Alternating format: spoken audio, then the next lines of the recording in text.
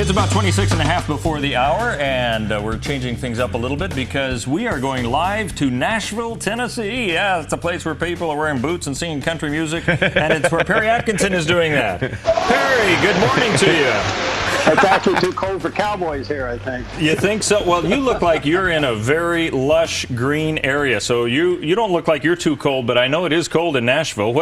Tell us where you are. Well, we're at the Grand Opry Hotel, Opryland Hotel, where the National Religious Broadcasters is having their annual conference. And I've actually stepped out of a business meeting to come be on the air with you this morning. So the convention's well underway. I have to say, of all of my years attending this conference, I've never sensed a more serious tone than this one, for a lot of reasons. One is that we just came from a fairly heavy meeting as it relates to the internet neutrality bill that's now being floated around in Congress.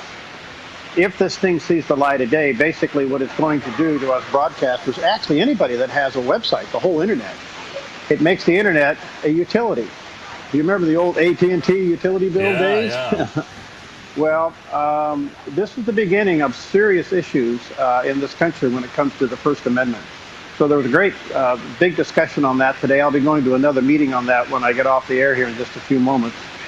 Not to mention the fact that all the issues that we talk about on Focus Today and throughout the news, I just heard Jerry mention stories on terrorism, same-sex marriage, all of that. Whoever thought that the NRB would be dominated with such issues and First Amendment rights to talk about those issues? And the bottom line is that religious broadcasters are now in the crosshairs of the federal government as to whether or not we are going to be allowed to talk about those issues in the very near future. So the convention, even though it's the largest one they've ever had, thousands of people have showed up from around the world. In fact, most of the UCB people are here from all over the world. It's got a very serious tone as we collaborate together and how we are going to work together to protect our First Amendment rights. Wow. All right. Well, we'll want to check in with you and whatever else you have on that. Of course, you're there to also pick up the award for the Dove Station of the Year, so that's terrific. Yeah. That'll be a little later this week, right? That'll be tomorrow at noon. They've changed the way they've done that this year, and they're honoring the recipients at a luncheon. That'll be tomorrow at noon, at least Tennessee time.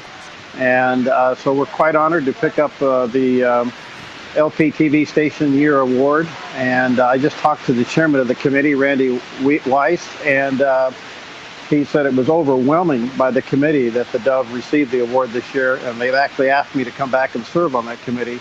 Oh, great. But the bottom line is, what is in store for us religious broadcasters?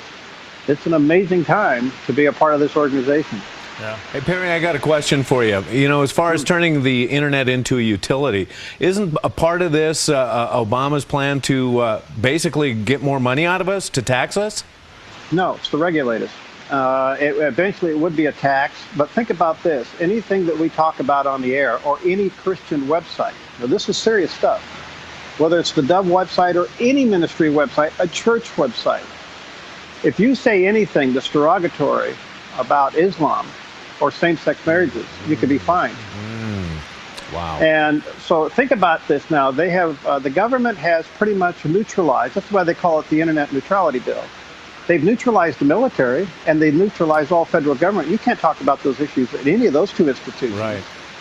So the next target is going to be media. And the first one in the middle of that media are the Christian broadcasters, because we have a belief system that counters what they're trying to propagate. And so if they can, and I've always said, if they can get our microphone, then they'll get the pulpit. And so these are serious days. And I don't say that to be apocalyptic or negative. I say that as a clarion call. Wake up, folks. We are in serious times. And I'm glad that this organization is in place because they have the means and the power to push back. All right, well, let's check in with you a little bit later on this week and find out what more you can tell us. Very interesting stuff. Thanks, Perry. Appreciate it. Wait, hold on. Let me show you something here. Oh, yeah? Can you see all that? Yeah. You look like you're in your own biosphere. That's, it's 16 degrees outside and it's 72 in here. Well, we hear the waterfalls. It sounds wonderful. There you go. Talk to you guys later. Thanks, Perry. All right, Appreciate thanks. it.